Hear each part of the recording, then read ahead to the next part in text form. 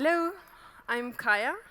I have several hats, most of them within the impact investing space. And I work full-time with Nordic Impact. And what we do is invest in and help grow impact-driven tech startups. And we do this through our catapult system that includes several business units and organizations, including several accelerators, such as Catapult Accelerator and Catapult Ocean.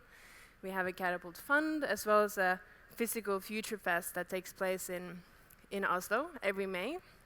In fact, it's taking place in Oslo next week. So when you're done at Infoshare, you should come join me up in Oslo. I am also an alumni of Wave Ventures, which is the Nordic's first student-run VC firm. And we invest pre-seed into the most promising tech startups in the Nordic region. And when there, I was working as an investment manager while taking my master's at Copenhagen Business School. Another big project that is close at heart is our Nordic Impact Investing Network that we started last year on a mission to foster the Nordics into a more global impact tech hub and connect impact investors and impact startups together. And I think right about now I've managed to mention the impact investing word at least 10 times. So I think we're off to a really good start. And any guesses what my master's thesis was on? Impact investing as well. Surprise. More specifically, I also looked into the role of venture capital in fostering impact tech startups in the Nordic region, which I also work with now. And I will go into some of that today. In short, we can divide this talk into 3 quick pieces. It's more broadly on impact investing, a bit of the perspectives that are forming the change we see in the increase of impact investing startups and investors, as well as going into the opportunity of impact tech and what that is, and briefly on the role of VC in fostering this. So, in a nutshell, impact investments are investments made for profit into companies that solve social and/or environmental challenges.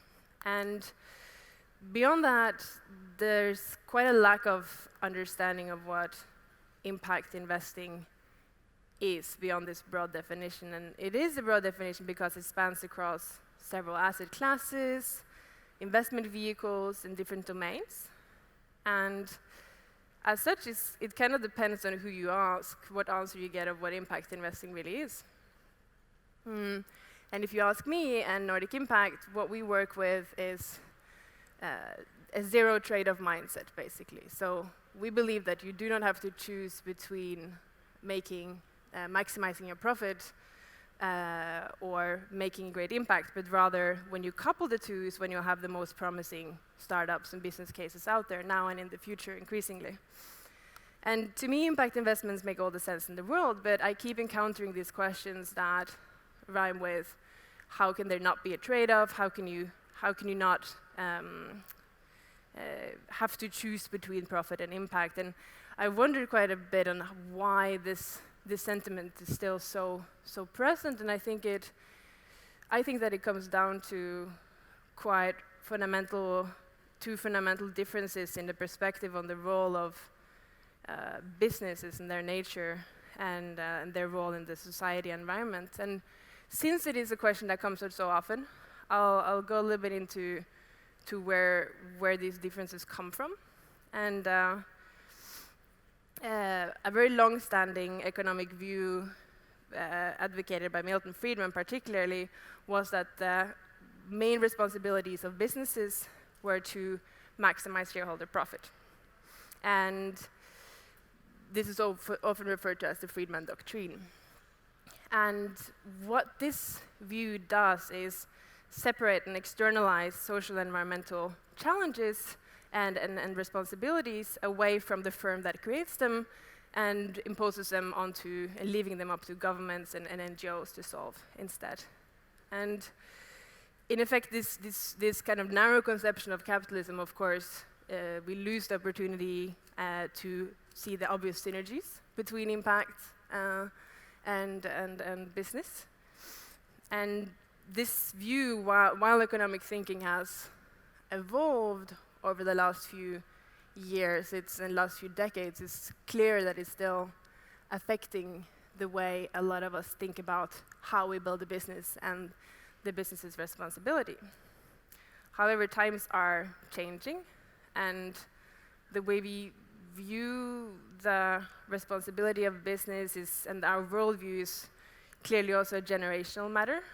And the clearest change that we see is coming particularly from millennials and younger generations in how they see the responsibility of business. And it makes sense because, for one, businesses were always created to solve a problem, meet a need, and what we see around us, what we grow up learning about, our access to news and information, of course, affects what we think is important.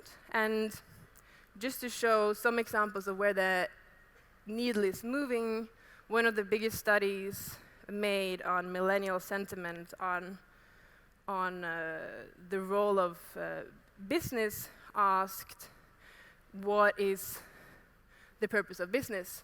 And 47% answered in one way or another, saying the purpose of business is to improve society or to protect the environment. And 87% added that the success of a business should be measured in terms of more than just its financial performance. Of course, and this is a stark contrast to more of the traditional economic perspectives. And of course, what we see as meaningful affects where we want to work, what company you want to build and invest in.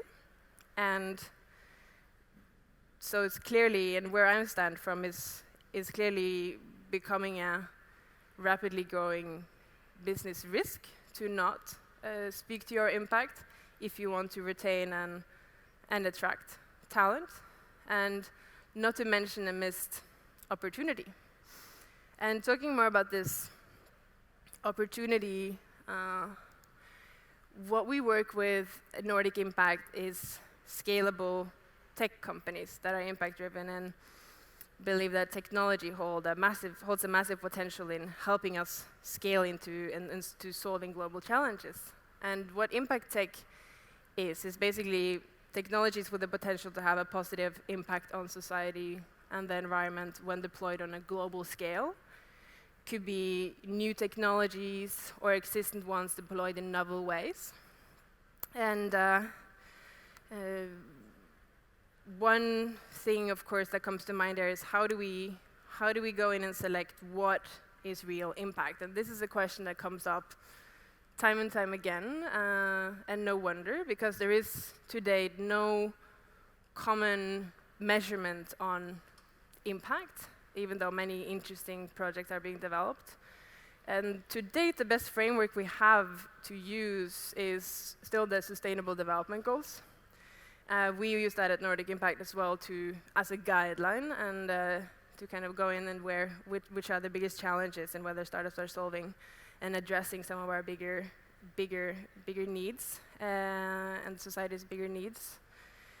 But beyond that, they span broad, so it's really important to delve and double tap onto your specific challenge and tie up with mentors and experts, which we also do to help guide us understand each specific case.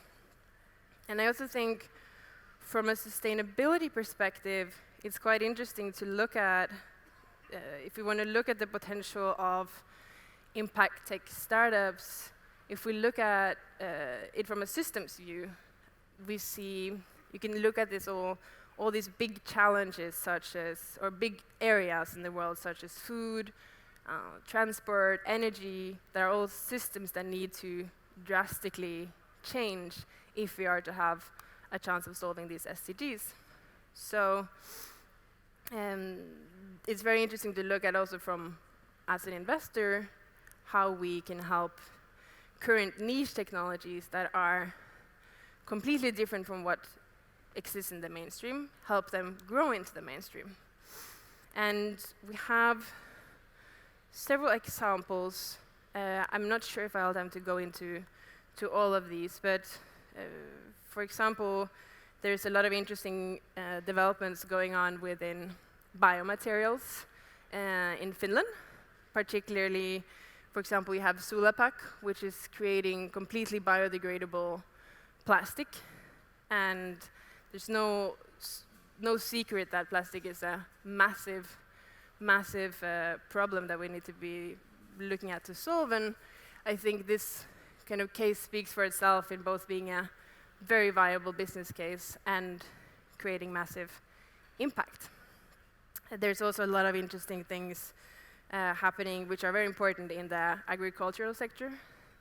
Almost a quarter of all our greenhouse gas emissions come from agriculture, and therefore it's very valuable to look at these radically new ideas that are coming out of, for example, how we produce meat and proteins and meatable. Also, you maybe heard of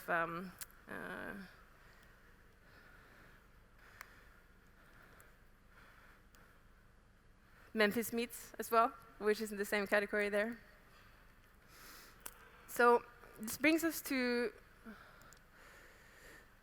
the final part on what is the role of venture capital in all this when looking at and helping grow early stage impact tech companies, particularly like in seed phase and pre-seed.